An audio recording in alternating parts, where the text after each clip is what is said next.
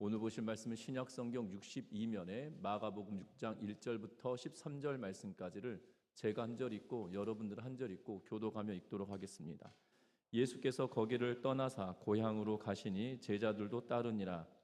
안식일에 되어 회당에서 가르치시니 한 사람이 듣고 놀라 이르되 이 사람이 어디서 이런 것을 얻었느냐. 이 사람이 받은 지혜와 그 손으로 이루어지는 이런 권능이 어찌 됨이냐. 이 사람이 마리아의 아들 목수가 아니냐, 야고보와 요셉과 유다와 시몬의 형제가 아니냐, 그의 누이들이 우리와 함께 여기 있지 아니하냐 하고 예수를 배척한지라. 예수께서 그들에게 이르시되 선지자가 자기 고향과 자기 친척과 자기 집 위에서는 존경을 받지 못함이 없느니라 하시며, 거기서는 아무 권능도 행하실 수 없어 다만 소수의 병자에게 안수하여 고치실 뿐이었고, 그들이 믿지 않음을 이상히 여기셨더라. 계속 읽으시죠. 마치더라. 12 제자를 부르사 둘씩 보내시며 더러운 귀신을 제어하는 권능을 주시고,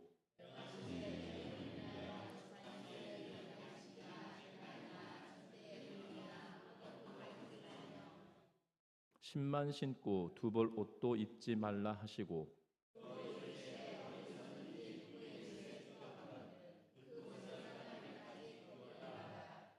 어느 곳에 서든지 너희를 영접하지 아니하고 너희 말을 듣지도 아니하거든 거기서 나갈 때에 발 아래 먼지를 떨어버려 그들에게 증거를 삼으라 하시니. 제자들이 나가서 회개하라 전파하고 같이 읽습니다. 많은 많은 귀신을 귀신을 쫓아내며 쫓아내며 많은 많은 병자에게 병자에게 기름을 기름을 발라 발라 고치더라. 고치더라. 아멘. 아멘. 우리 서로 인사 나누고 말씀 나눕니다. 사랑하고 축복합니다. 네덜란드의 유명한 화가인 렘브란트의 이야기입니다. 그는 젊은 시절 사랑하는 아내를 잃고 방황하던 중 극적으로 하나님을 만나게 되었습니다. 그리고 재기를 하며 엠마오로 가는 두 제자라고 하는 명작을 남기게 됩니다. 그래서 그의 친구들이 종종 이런 질문을 그에게 했다고 합니다. 자네처럼 좋은 그림을 잘 그릴 수 있는 비결이 무엇인가? 라고 이렇게 그의 친구들이 질문을 했다고 합니다. 그럴 때마다 렘브란트는 뭐라고 대답을 했냐면 어떻게 그려야 하는지 묻기 전에 일단 붓을 들고 그리기 시작하게 라고 이야기했답니다. 그렇습니다. 어떤 일을 시작하려고 할 때 우리는 망설이게 되어지고 쭈뼛거리게 되어지는 일들을 보게 됩니다. 신중하고 그리고 탐색하는 일이 또한 준비하는 일도 우리에게 분명히 필요로 하는 일이라는 사실이죠. 그러나 때로는 이러한 모습이 진취성이나 또한 실천력이 다소 부족해 보이는 그런 모습으로 보여지기도 합니다. 특별히 교회의 사명인 또한 이 복음을 듣고 믿음으로 살아가는 성도들의 모습들도 또한 이렇게 비춰질 수가 있죠. 특별히 스포츠용품 광고에 나오는 이 Just Do It이라고 하는 이 용어가 있는 이 뭐라고 하죠? 그 카피라이터가 있는데요. 분명한 것은 우리가 무엇이든지 그것을 할 수 있다라고 여기며 나아가는 그러한 삶이 우리 가운데 충만하여지시기를 주의 이름으로 부탁드립니다. 우리가 복음을 듣고 복음으로 살아간다는 건 어려운 일이다라고 느껴질 수 있겠지만 그럼에도 불구하고 우리들에게 명령하시는 것은 복음으로 살아내라라고 이야기하고 있다라는 사실이죠. 그런데 우리가 잘 알아야 된다는 것은 복음으로 살아내라라고 이야기할 때 그 걸음을 뗄 때마다 우리는 각각의 방법이 달라질 수 있다라는 거예요. 하나님께서 우리에게 허락하실 때 나로 하여금 각각의 처소에 보내시고 땅끝까지 복음을 전하라라고 말씀하셨거든요.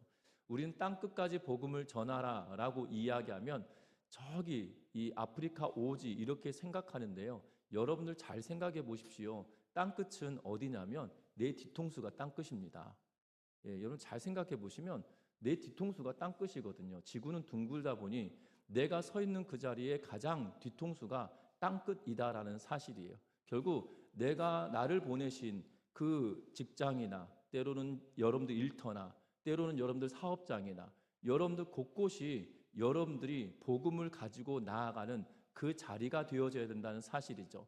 때로는 예수 믿고 천국 가십시오라고 때로는 예수의 이름을 믿으십시오라고 전하는 것도 또한 방법일 테고요.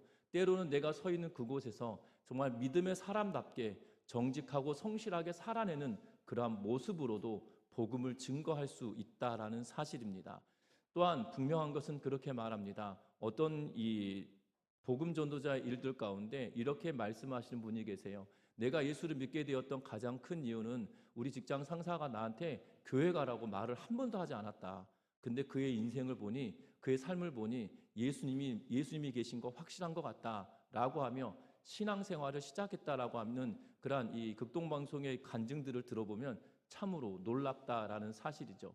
우리의 생각이나 우리의 방식이 때로는 우리의 생각과 다를 수도 있겠지만 그럼에도 불구하고 하나님의 일을 우리가 어떤 방식으로든 움직이기 시작할 때 그 일들은 이루어진다는 것을 기억하며 증인된 삶을 시작하는 우리의 삶이 되시기를 주의 이름으로 부탁드립니다.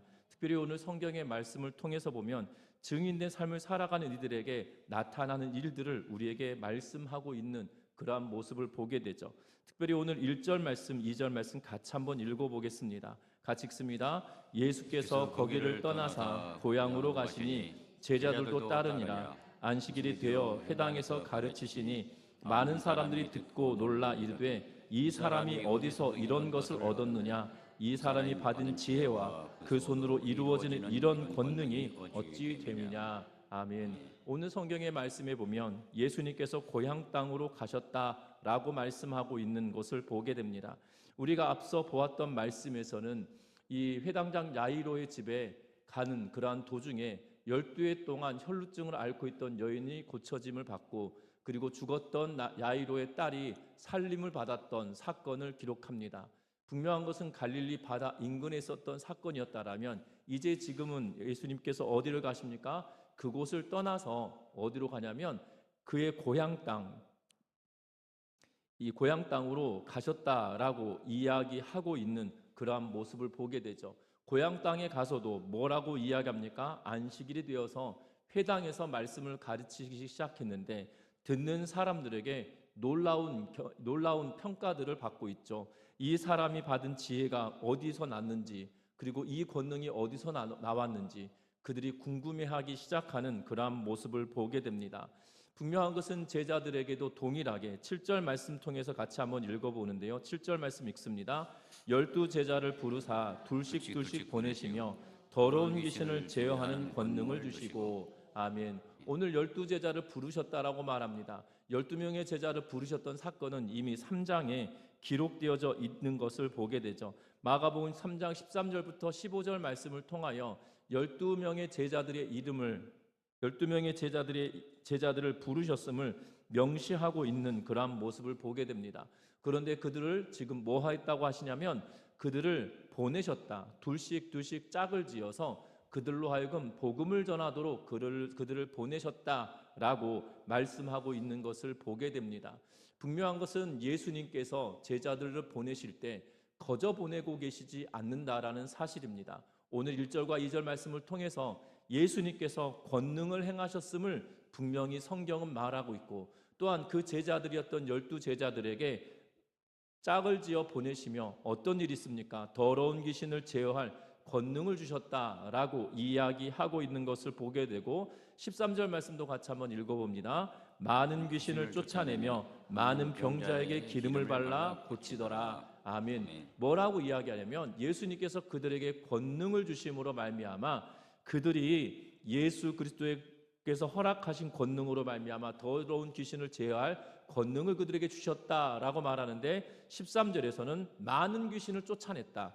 그리고 많은 병자에게 기름을 발라 고쳤다라고 이야기하고 있는 모습을 보게 되죠.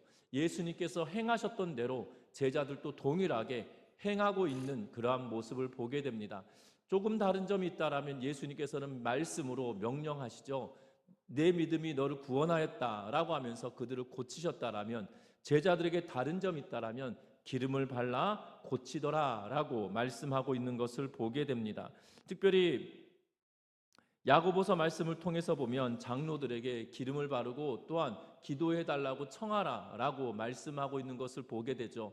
분명한 것은 야고보가 그렇게 기록해 놓고 있는 이유는 또한 이 야고보가 그렇게 기록해 놓고 나서 또한 이 본문을 통해서 보면 분명한 것은 제자들이 행해왔던 일들이었기 때문에 그것을 또 쫓아 그러한 표현을 썼다라고 가정할 수 있을 것 같습니다. 다시 말하면 그들이 기름을 바름으로 고쳤다라는 의미가 아니라 기름도 바르고 기도도 하고 그들로 하여금 그 권능이 나타났음을 말씀하고 있다라는 사실이죠. 분명한 것은 증인들을 보내실 때 거저 보내지 않으셨다라는 사실입니다. 제자들을 보내실 때 그냥 보내신 것이 아니라고 무턱대고 보내신 것이 아니라 예수님의 권능을 그들에게 허락하시며 그 일들을 감당하도록 말씀하고 있음을 저와 여러분들이 기억하며 살아가는 우리 모두가 되시기를 주의 이름으로 부탁드립니다. 그래서 사도행전에도 말씀하십니다. 너희가 성령을 받고 라고 이야기하면서 그리고 권능이 너희에게 임하시면 그리고 예루살렘과 온 유대와 사마리아 땅끝까지 이르러 복음을 증거하라 라고 말씀하고 있는 것을 보게 되죠. 우리를 거저 보내신 것이 아니라 우리가 서 있는 그곳에서 복음을 전할 수 있도록 그냥 두신 것이 아니라 우리들에게 은혜와 능력을 함께 주셨다는 사실들을 기억하며 믿음으로 나아가는 우리 전미중학교의 모든 성도님들 되시기를 주의 이름으로 부탁드립니다. 그래서 내가 서 있는 그곳에서 내가 복음을 가지고 말씀대로 행하며 살아내야 되는 그러한 삶을 살아가야 된다는 사실이죠. 그러면 우리는 이렇게 질문할 겁니다. 목사님, 내가 일터에서 말씀으로 살아내려고 애쓰는데 정말 나에게 권능이 없는 것 같습니다 라고 질문을 하신 분 있으실 거예요. 분명한 것은 우리는 권능 그렇게 표현할 때 병고침의 역사가 일어나고 또한 귀신이 쫓겨가는 놀라운 역사가 일어나야지만이 권능이 우리에게 임하였다라고 생각할 수 있을 겁니다. 여러분들 기억할 것은 내가 어떻게 행하든지 하나님의 뜻 안에 거하며 행할 수 있도록 만들어지는 것, 하나님의 울타리, 하나님의 뜻이라고 하는 울타리 안에서 내가 믿음으로 살아내는 그 힘은 바로 권능이라고 말할 수 있을 겁니다.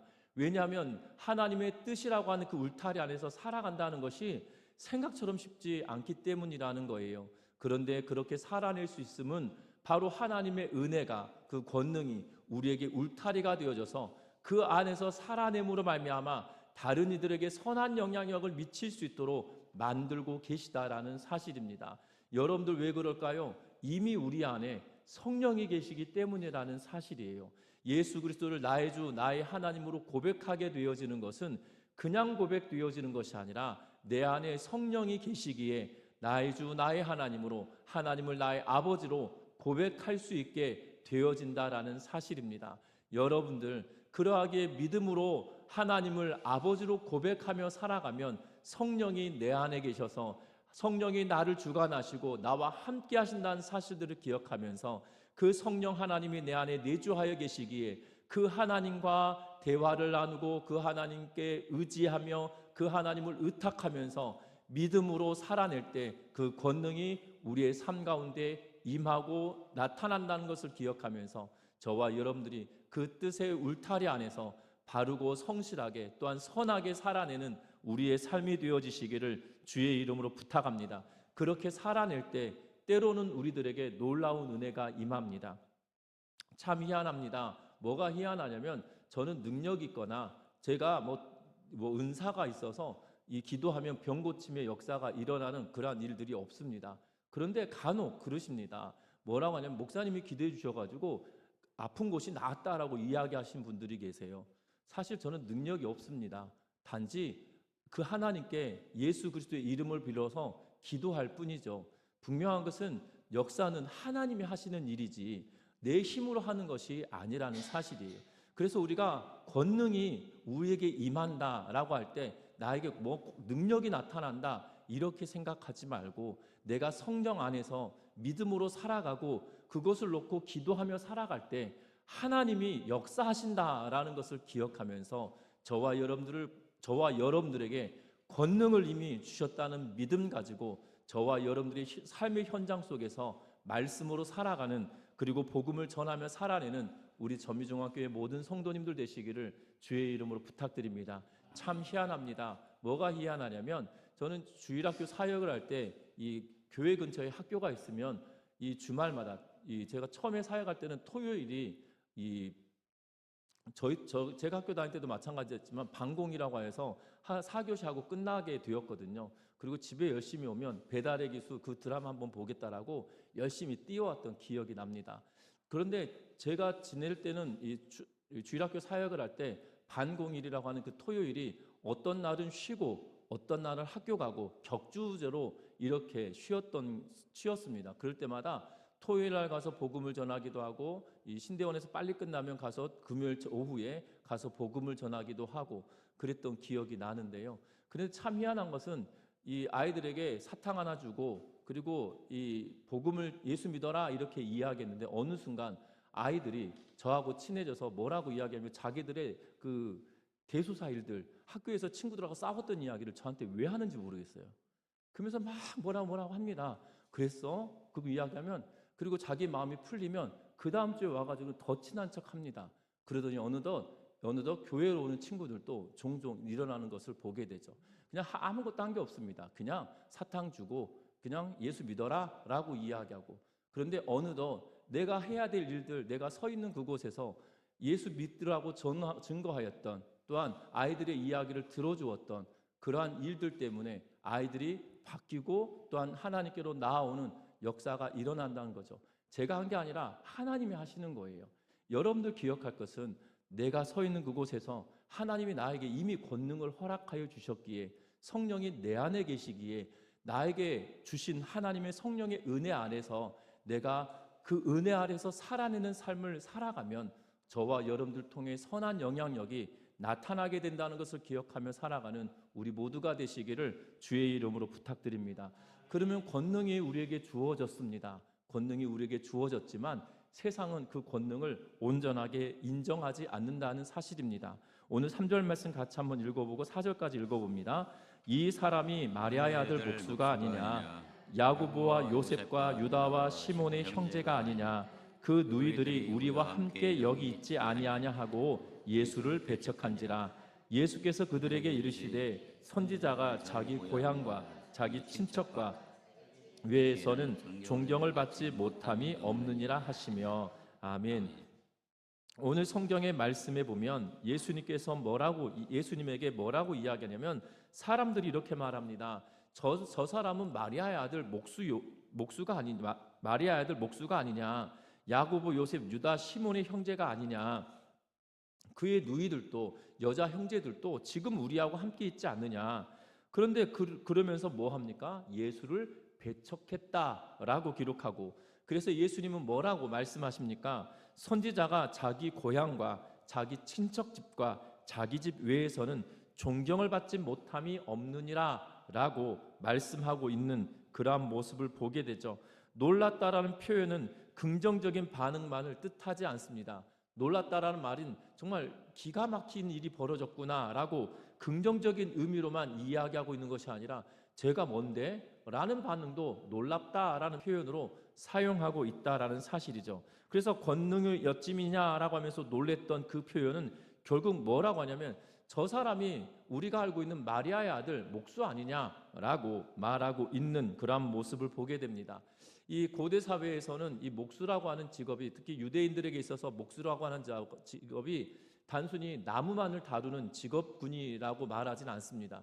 역사학자들이 찾아내면서 과거에는 목수다라고 번역을 해왔기 때문에 나무를 다루는 직업이다라고만 이야기했는데요. 역사학 고고학자들 계속 찾아보고 또한 일들 보니까 석수장이 또한 철을 다루는 사람 그리고 나무를 다루는 사람 이들을 두고 그냥 통칭하여서 목수다라고 유대인들은 그렇게 표현을 했다라는 거예요. 우리는 쇠를 다루는 자를 두고 뭐라고 이야기합니까? 대장장이, 그리고 돌을 다루는 사람을 석수장이, 그리고 나무를 다루는 사람을 목수 이러면서 이 표현들이 각각 달라지지만 유대인들에게 있어서 언어가 많이 분화되지 않고 그냥 통칭해서 저 사람은 나무와 돌과 그리고 쇠를 다 다룰 수 있는 그러한 사람을 두고 목수다라고 이야기를 했다고 합니다. 분명한 것은 그래서 이 예수님의 직업군이 이 목수 다시 말하면 쇠도 다루고 또한 나무도 다루고 돌도 다룰 수 있는 그러한 이들이기에 이 그러한 직업군이었기 때문에 이 어렵게 비천한 삶을 아주 가난한 삶을 살았다라고 말할 수는 없겠지만 그럼에도 불구하고 예수님이 태어나서 그리고 예수님이 정결 예식을 치를 때 그의 아버지가 두 마리 비둘기를 하나님께 내어드렸다는 것을 통해서 보면 이 여행이라고 하는 과정들을 생각해 보면 그가 여행을 하며 넉넉한 삶은 아니었지만 그렇다고 해서 비천한 삶이었다라고 말하기는 조금 애매할 수도 있다라는 거죠. 그런데 지금 이 사람들이 예수님의 직업군이 돈을 많이 벌고 적게 벌고 이것을 따지는 게 아니라 중요한 것은 지금 그들과 함께 생활하였던 그 사람이 지금 저 앞에 가서 말씀도 전하고 이 병고침의 역사도 일어나는 그러한 일의 장본인이 되었다라는 사실입니다. 분명한 것은 그들이 예수와 함께하며 살아왔던 세월 때문에 그들을 평가하며 오해하고 있다는 거죠. 예수님께서 전하였던 말씀에 대한 오해, 그리고 예수님이 어떠한 인지 이미 알고 있기 때문에 그가 증거하는 말씀이 잘못되었다, 아니 그것이 옳은 말인가 라고 하며 그것을 거부하는, 배척하는 일들이 분명하게 있다라는 사실입니다. 그러면 예수님에게만 그런 일이 있었느냐? 그렇지 않다라는 사실이죠. 오늘 성경의 말씀에 보면 11절 말씀 같이 한번 읽어봅니다. 11절의 말씀입니다. 어느 곳에서든지 너희를 영접하지 아니하고 너희 말을 듣지도 아니하거든 거기서 나갈 때에 발 아래 먼지를 떨어버려 그들에게 증거를 삼으라 하시니. 아멘. 예수님께서 12제자를 둘씩 짝지어 보내십니다. 그때 뭐라고 하시냐면 어떤 이들은 너희를 영접할 거고 너희는 어떤 이들은 너희를 영접하지 않을 거다라고 말씀하시죠. 그런데 너희를 영접하면 그곳에서 떠나지 말고 거기에 유하고 거기에서 말씀을 전하라라고 이야기하고 있고, 또 혹여 너희를 영접하지 않는다라면 그리고 너희의 말을 듣지도 않는다라면 나갈 때 발 아래 먼지를 털어서 그것을 증거 삼아라라고 이야기하고 있는 그러한 모습을 보게 됩니다. 이 말씀 볼 때 우리가 우리 문화권에서 이 대한민국 문화권에서는 이런 느낌이 잘 없어요. 이렇게 과거에는 뭐 먹을 것이 없으면 뭐 먼지를 털고 떠나고 이런 것이 없었죠. 단지 그 집주인이 왔던 사람에 대해서 소금을 뿌리며 부정탄다라는 표현을 썼지만, 그걸 증거 삼아 부정탄다 소금을 뿌리는 일이 있었지만 방문했던 사람이 뭐 이렇게 먼지를 털고 가는 일들은 없었지만, 지금 유대인들의 입장에서는 먼지를 털고 감으로 너가 나를 영접하지 않았기 때문에 내가 이 먼지를 털고 감으로 그것을 증거 삼은 그러한 모습을 보게 된다는 거죠. 분명한 것은 예수님도 배척당했고 예수님은 어떤 곳에서는 정말 이 환영을 받는 그러한 일들도 보게 되었다라는 사실입니다.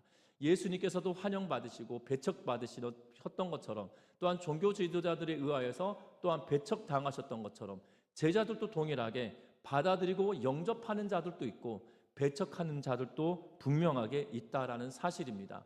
세상은 우리들을 오해합니다. 특별히 복음을 가지고 나아가는 자들에게 오해하기도 합니다. 왜냐하면 마치 자신들이 알고 있는 지적 수준이 성경을 다 알고 있다라고 여기며 성경을 폄하하며 때로는 비방하는 그러한 자리에 서기도 하는 그러한 모습을 보게 되죠.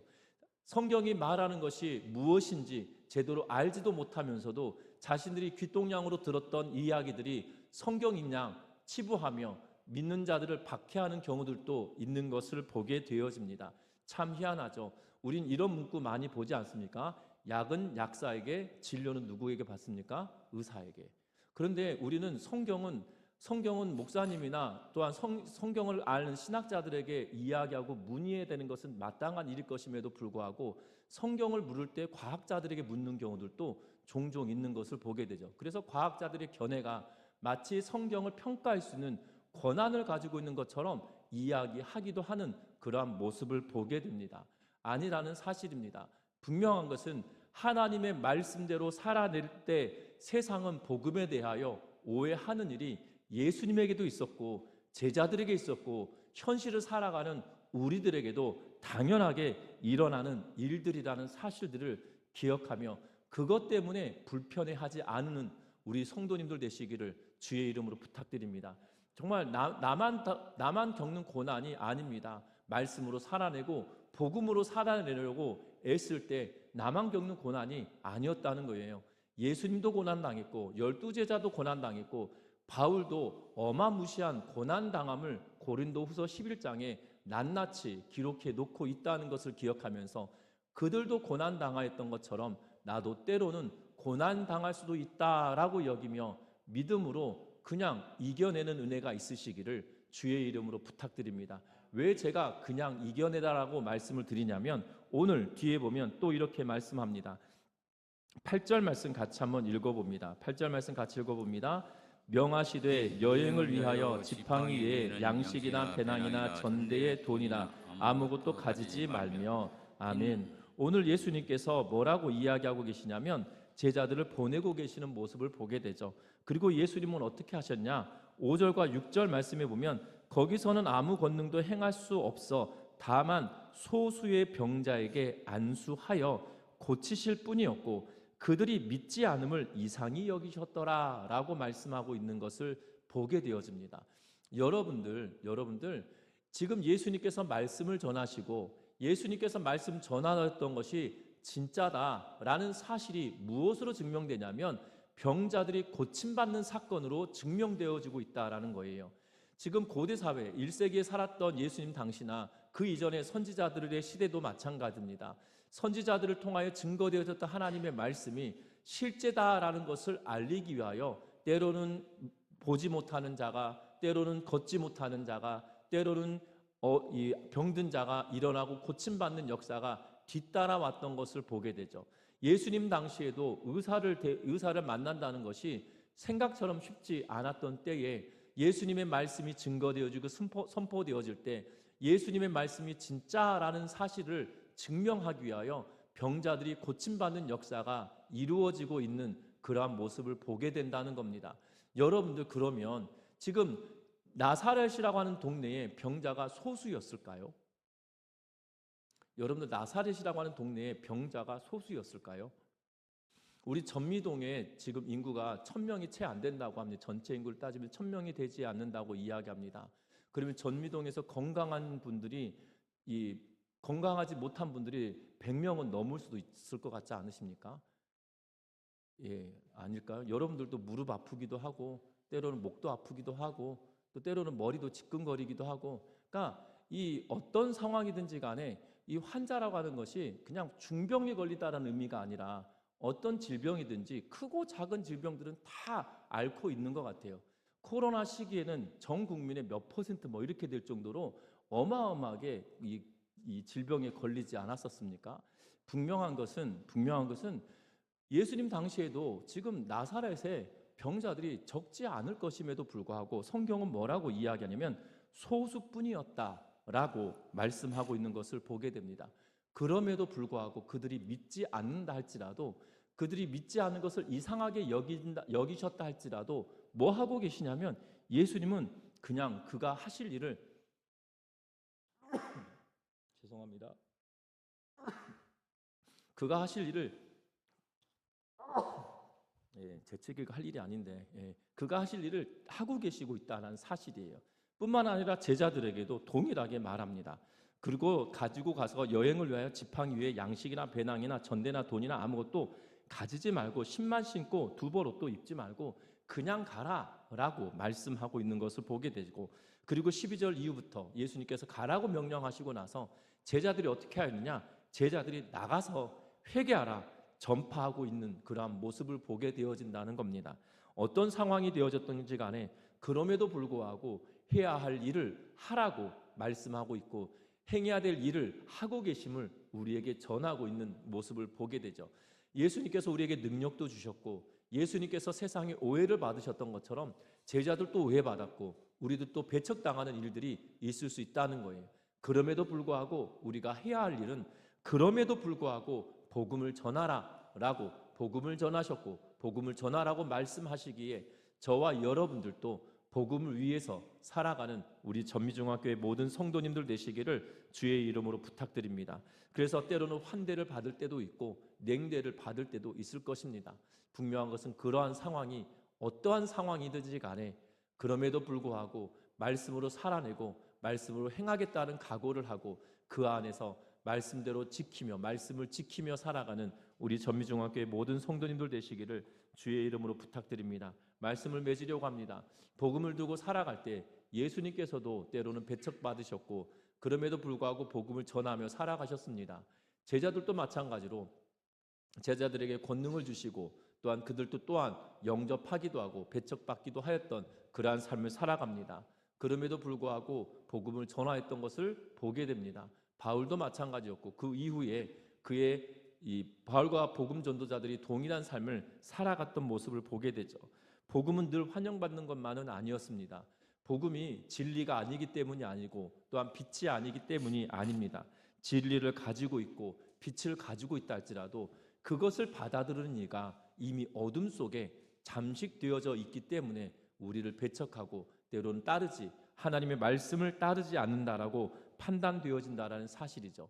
그럼에도 불구하고 저와 여러분들이 복음의 증인이기에 묵묵히 보냄 받은 곳에서 묵묵히 복음을 위해 살아가는 우리 전미중앙교회 온 성도들 되셔서 맡겨주신 사명에 증인으로서의 삶을 살아가는 우리 모두가 되시기를 주의 이름으로 부탁드립니다. 기도합니다.